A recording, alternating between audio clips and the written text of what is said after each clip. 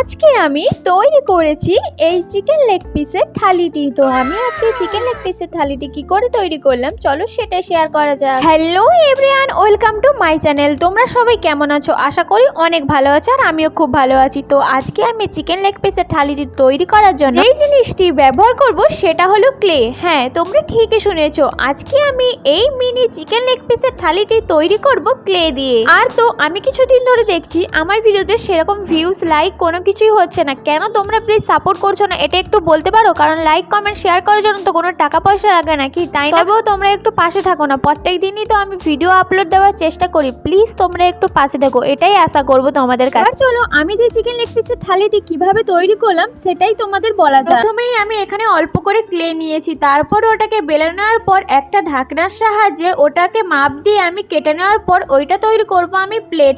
আর প্লেটটি যেহেতু ছোট হচ্ছে তাই জন্য আমি এখানে ছোট সাইজেরই প্লেট তৈরি করেছি। আর এখানে একটা দেখতে পাচ্ছ মিনি সাইজের একটা বাটিও তৈরি করে নিয়েছি, যেহেতু সেখানে আমি চাটনি রাখবো বলে বাটিটা তো মেন।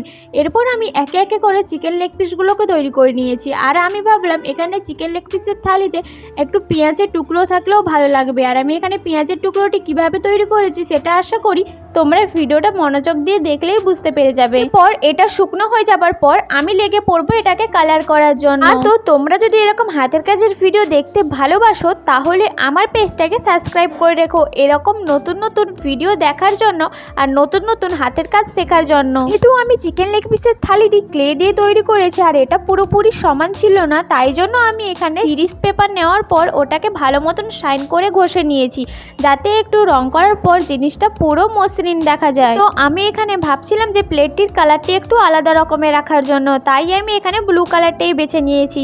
প্লেট ও বাটিটাকেই আমি ব্লু কালার করেছি। আর হ্যাঁ, এই ভিডিওটা যদি তোমাদের ভালো লেগে থাকে তাহলে লাইক কমেন্ট শেয়ার করে দিও আর প্লিজ সাবস্ক্রাইব করে পাশে দেখো।